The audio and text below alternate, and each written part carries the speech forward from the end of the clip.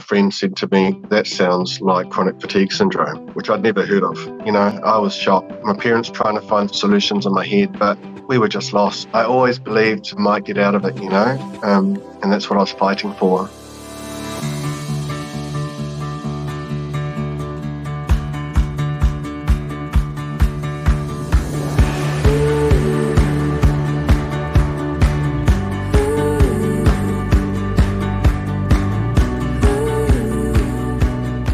Well, today I am speaking with a former client of mine, Richard, whose story is absolutely inspiring, and it's inspiring to me as someone who specialises in working with chronic fatigue syndrome.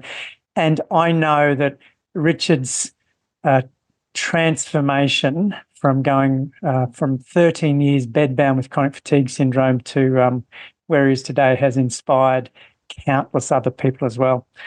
So Richard did the lining process with me how many years ago, Richard? 15, I think. 15 years 15 ago. or 14? Yeah, something like that. Yeah. I know it's about that. And a lot of people come across your story first, Richard, from my website. So you were kind enough to write up your journey to recovery on my website. But that's 15 years ago. So makes you feel old. Yeah.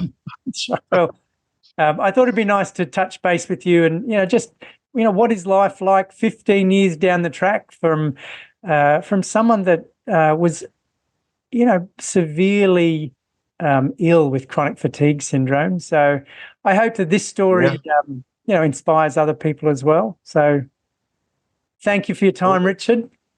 No worries. Yeah, good to be here. Very good. Well, okay. You are a hard man to track down because we almost spoke before Christmas, but you had you run a busy business. But Richard has been kind enough to speak to us from Vietnam on his travels. And not only has Richard inspired me, but there's also some jealousy because I hear about his travels often, which Well, it says a lot about what life is like or possible, what is possible after chronic fatigue syndrome. So thanks for your time, Rich. No worries. Good to be here. Yeah. So the first thing that I would love to talk about is I want to hear what it was like to be in bed for 13 years. Like, I still cannot comprehend that, really. I'd love to hear about the details of that. But what about before that? Like, what was life like before you got sick?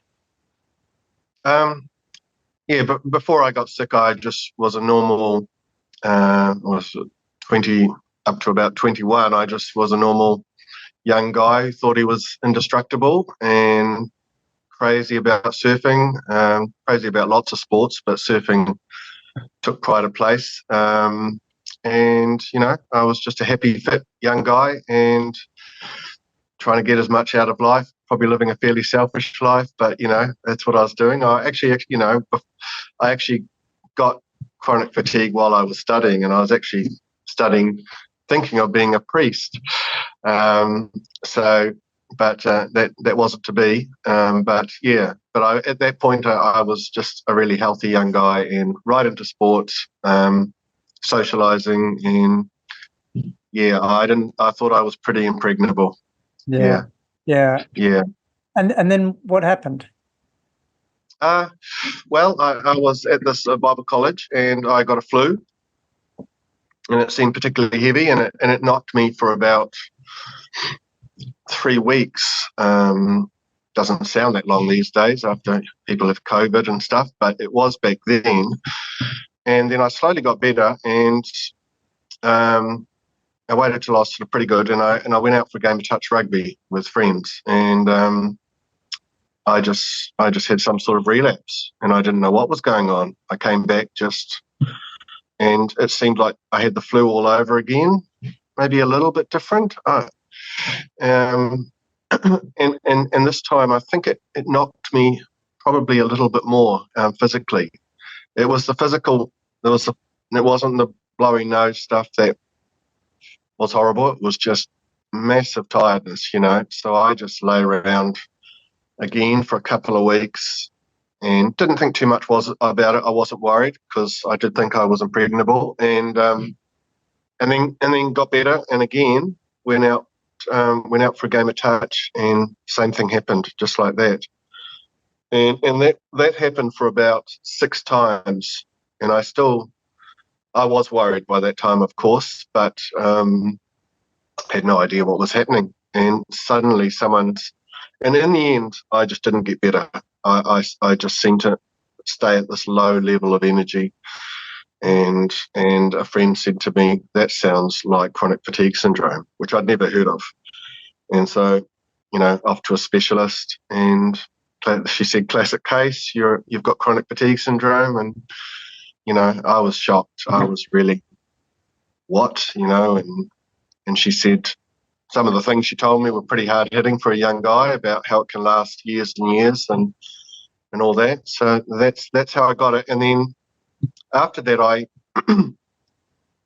did the right thing and started to rest and left college and all that. But I did start to get better a few times, like it might have been after 4 months or something. And then and it sounds crazy, but I got to the point where I felt normal, and I went and did a few things. Slowly I built up, and then I just did a bit too much, and bang, I had a relapse again, and I was back where I started, and that happened a few times, and then it got into a spiral, and I just the lower I got energy wise, and it was affecting my cognition and that by then. The more easy it was to have these relapses, it seemed, and I just got worse and worse until I was bedridden, and it was just I couldn't really control it. Yeah, so that's how I ended up bedridden.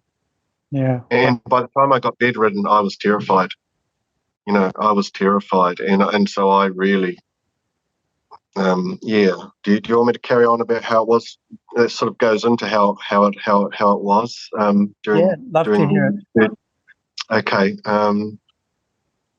So at that point, I tried to just control the relapses. That's what I was trying to do. But of course, as you can imagine, that would have been creating a lot of anxiety and stress. But that was inconsequential to me at the time. But so my life.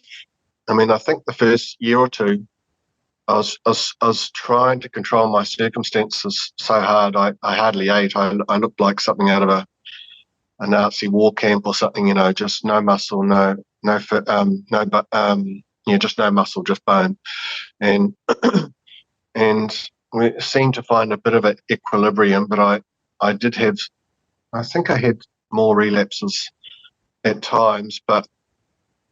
I may have come back from them at those times a bit, but and it just went on for 13 years, and my parents just looked after me, and we tried everything under the sun, of course, just like most people with chronic fatigue syndrome. Trying salt pills and injections and chiropractors, and people telling me coming to see me and saying that they think I need to drink my urine and things like that, which I sort of felt like, yeah, fat lot of good, that's going to do me, sort of thing.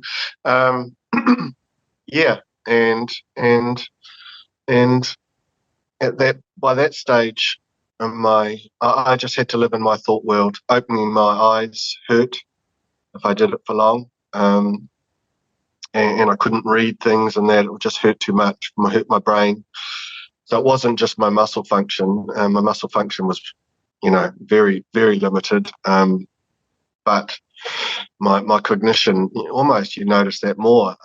So mum would just put up pictures for me to see.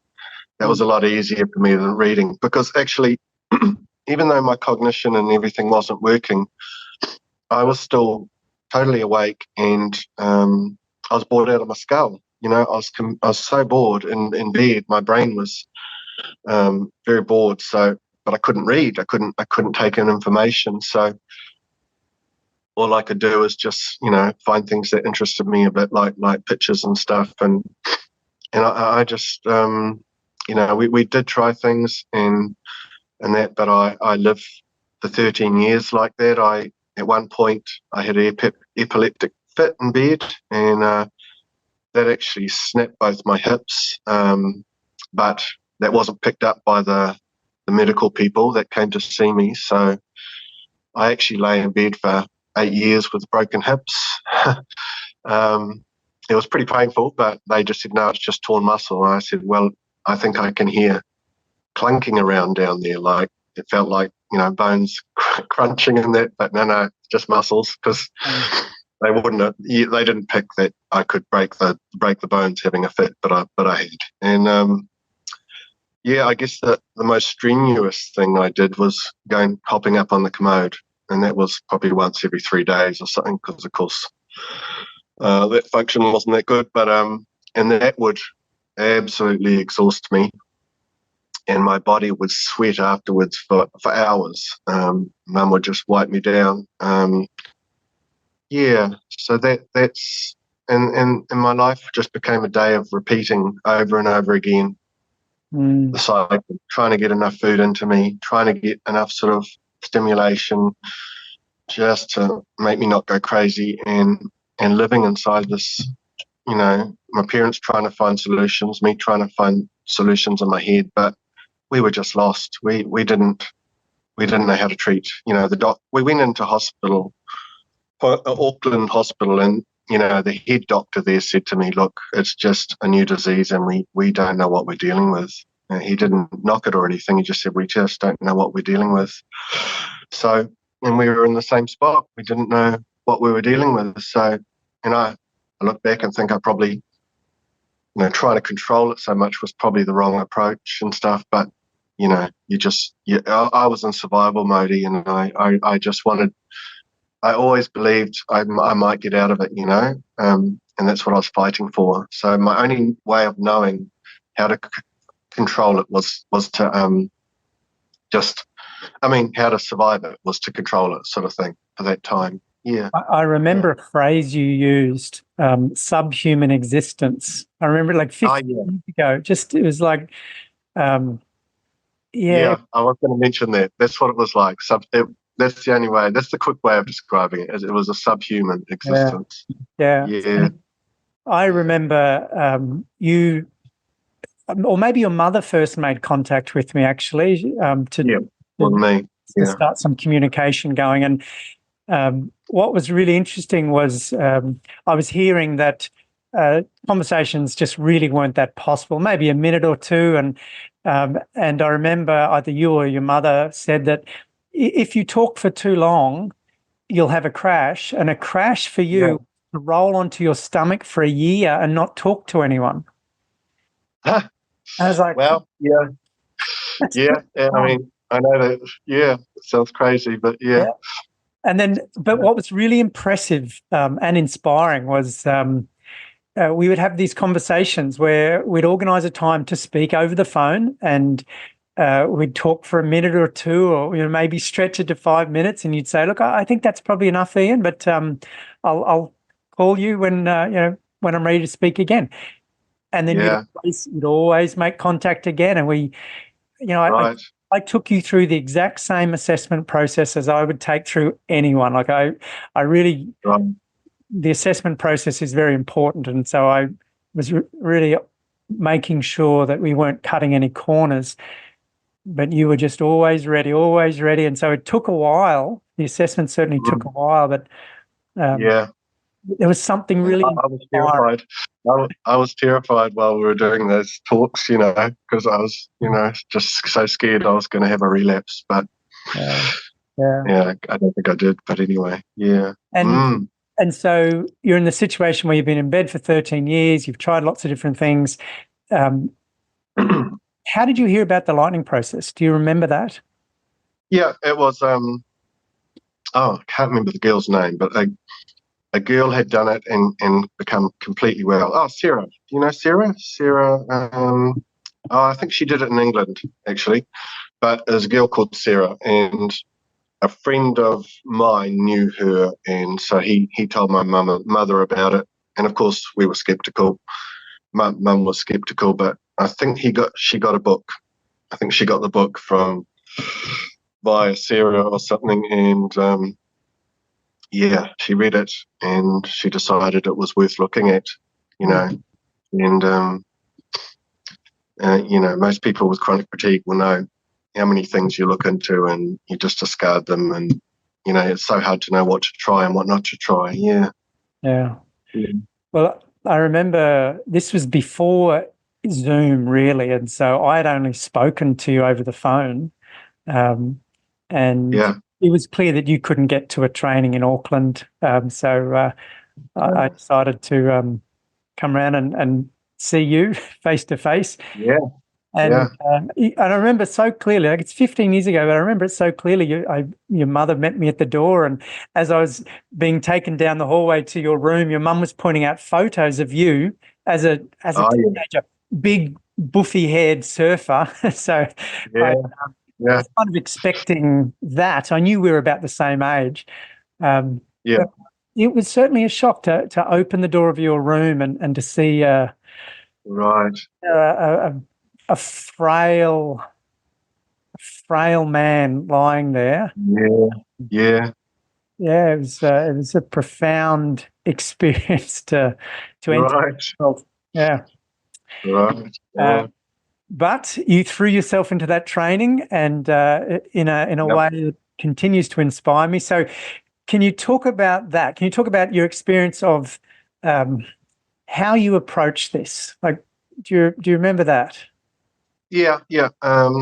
Well, initially I was just, we looked into researching it a lot, and I won't go on to that, but as I said, we were really skeptical, but because I thought I was taking a big chance doing this, because I thought I will have a relapse if I do this and it doesn't work, sort of thing. But what sort of convinced me in the end to give it a go and give it my all, and I literally thought I was putting my life on the line, perhaps trying it out. It was sort of like, it's either going to work or I'm going to be so even more, worse. I didn't know what was going to happen. I remember looking up, I was trying to find objective sort of accounts of where it had helped people, because I was sort of suspicious. And I remember I found on the internet a forum.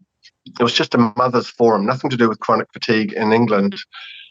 And it was just mothers chatting, and one of them was telling them about their 7-year-old daughter who had chronic fatigue and, had been in bed and all that, and had done this thing called the lightning process, and the kid was just back completely up to normal, and it was just on a secular thing. And that actually made my decision right. I'm going to give it a go.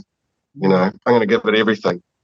So my approach to it was, as I said, it was all or nothing, and give it my absolute best, and throw caution into the wind, basically, because I thought I was throwing caution into the wind, and just apply myself to it with everything I had, and I was very anxious, but I don't know how much more detail to go in, but basically just gave it everything that I had, and to be honest, with the results, I think I remember you, I think Mum told me, or that I think only after the second or third day or something, you walked out into the lounge and said, "He's got it," to Mum and Dad. From that's my memory anyway. But I didn't know I had it. I was applying it, but I was terrified that it was going to backfire on me, and so it took a long time for me to actually believe it was working, even though it was working. No, I knew it was working, but I kept, because of the relapses, I thought at some point I would collapse. So I knew it was working because I was after so long, but it sounds ridiculous, but up to about 2 months, I still was fearful that I would lose it all again, sort of thing, but I just didn't understand how powerful the lightning process is really at that stage. But I did know it was working. It's just, anyway, so just gave it all my go. Yeah. Well, that is an incredibly common experience, that fear becomes a habit, and the fear is there, even in the face of progress, like undeniable progress. Like I remember on day 2, I came in, I said, how are you going? And you said, I was doing the lightning process, non-stop for 5 hours, and I haven't done anything for 5 hours. So it's clearly working. But I remember yes, the fear. And I remember a quote from you. I have courage like Daniel in the lion's den. I remember that. Yeah. That's right. Yeah. Yep. So you three. I needed that. Yeah. But the results speak for themselves, and I remember I caught up with you again face to face, probably 3 or 4 months after the training. So and I remember I caught a ferry across from Auckland to where you were living at the time, and I met sort of a different version of Rich, and you were picking me up from the ferry from the harbour beside a car that you'd bought, and I think you'd flown down to Wellington to pick up the car. Yeah. I think you're a rev head at the time as well, and pretty keen on cars. And Well, I just needed a big car, a big guy. So there you go. So in 4 months, or 3 or 4 months, you had transformed your life. But what I went out on my surfboard. I think because you challenged me to challenge myself, and it got to a point where it was like, what's next, So I told my parents I want to get out on my surfboard, and I think they were a little bit worried. And you got to remember here, I had 2 broken hips still. When I went, I've been to the X-rays, and they were the ones that told me you've got broken hips. They said one's fused back together, but there's bones everywhere, and the other one's still broken. But I thought, well, I don't need my legs for my surfboard. I'll just ride it on my stomach. And and I traipsed down a sandy beach with my big walker frame, because I couldn't actually walk without my walker frame, and it was hard, man, because sand, you know what sand's like, and then somehow got on my board, and actually the surf was a bit big for someone with broken hips and just getting out of bed after 13 years. But I went out there and I caught a wave just on my stomach, but I still look at that and just think, holy crap, that was a bit crazy. But anyway, well, courage like Daniel in the lion's den. but it proved something to me, like when I did it, I thought, wow, look what I just did, And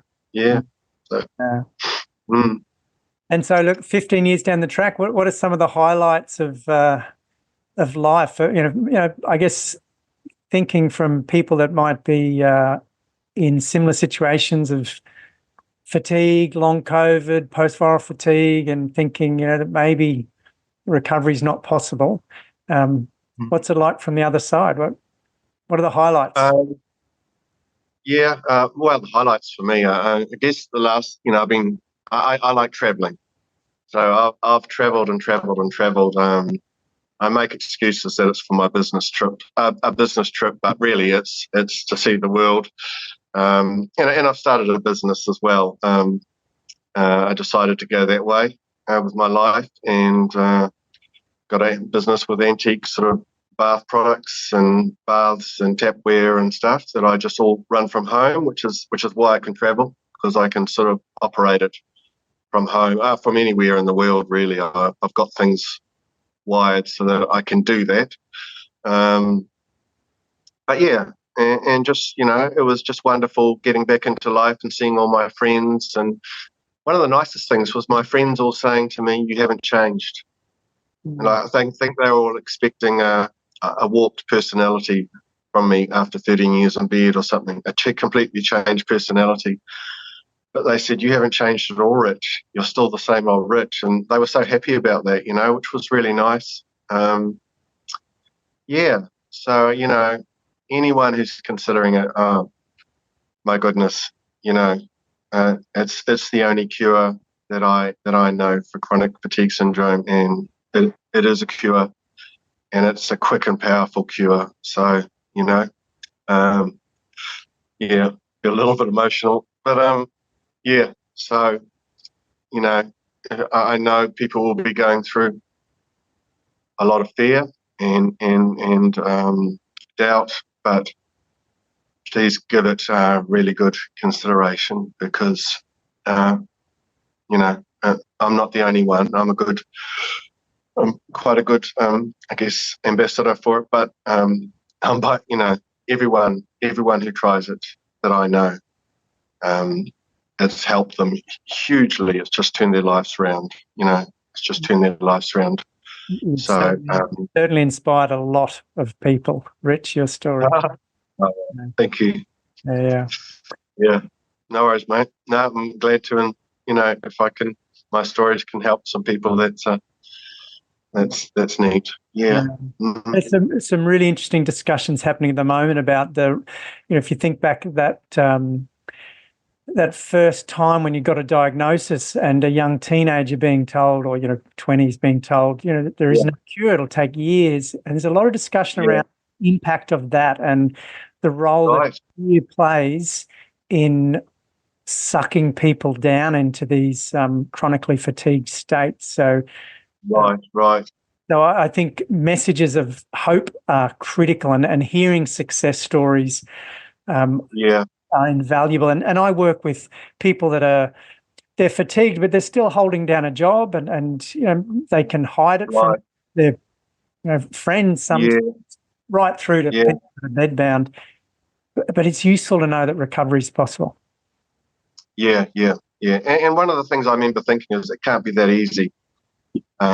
Getting better can't. I looked at what the lightning process did, and I think that can't work because it's almost too easy. I mean, you have to really apply yourself, but it can't be that simple.